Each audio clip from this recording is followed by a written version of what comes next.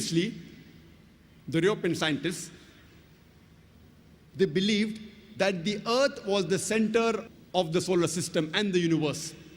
And all the planets, as well as the moon and the sun, it revolved around the Earth.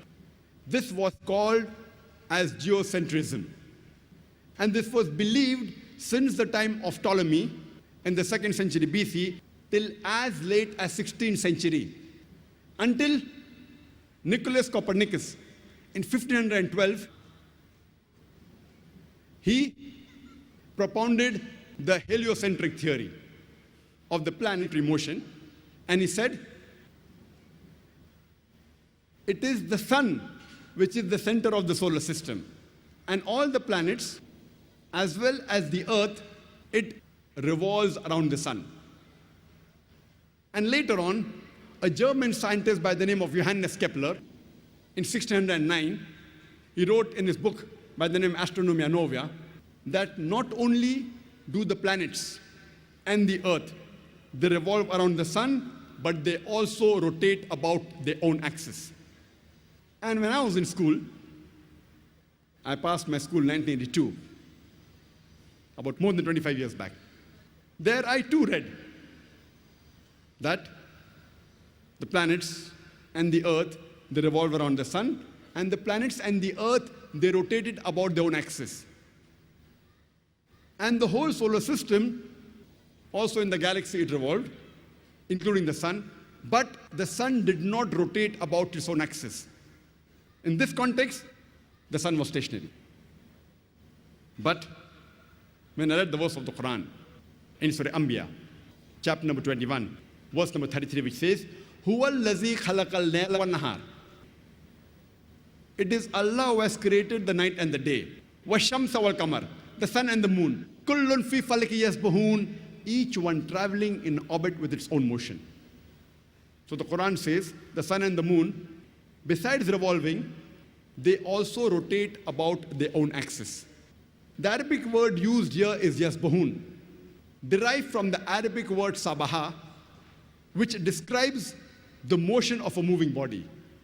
If I use this Arabic word yasbaha for a person who's moving on the floor, it will not mean that he's rolling, it will mean he's either walking or running. If I use the same word for a person in the water, it will not mean he's floating, it will mean he's swimming. Similarly, when Allah subhanahu wa ta'ala uses the same word for a celestial body, it does not mean that it is flying in the air, it means it is moving along with its own rotation. It's rotating about its own axis. So Quran says the sun and the moon, besides revolving, it also rotates about its own axis. And today, science has discovered that even the sun rotates. Since we can't see the sun directly, you get blinded if you see directly. If you have an equipment and have the image of the sun on a tabletop, we find that there are spots in the sun. And it takes about 25 days for the spots to complete one rotation, indicating that the sun takes approximately 25 days to complete one rotation. Imagine when I was in school, I was taught the sun was stationary, it didn't rotate about its own axis. And the Quran mentioned 14 years ago that it rotates. And now, alhamdulillah, most of the schools have incorporated that the sun also rotates. Further, we read in the Quran, it's mentioned in the Quran in Surah Yasin, chapter number 36, verse number 40.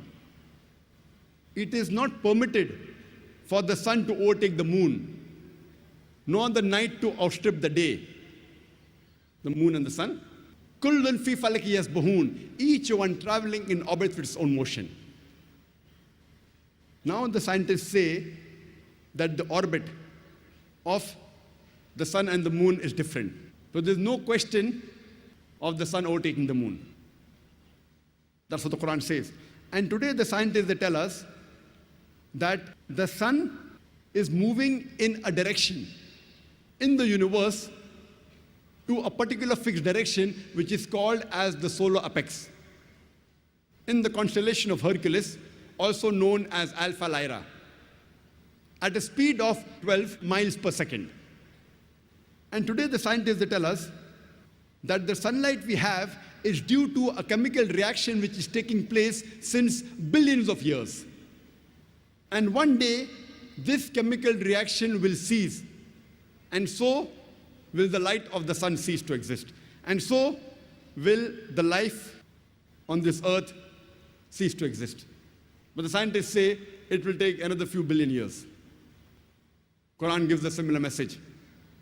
In Surah Yasin, chapter number 36, verse number 38, والشمس تجري لمستقر لها, that the sun is running its course for a period determined, to a place determined.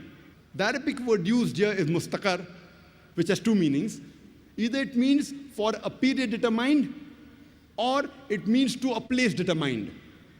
And today science says that the sun is moving to a particular spot known as solar apex, and it will exist for a particular time period. So both the meanings of mustaqar, to a place determined and for a period determined, according to science, is perfect.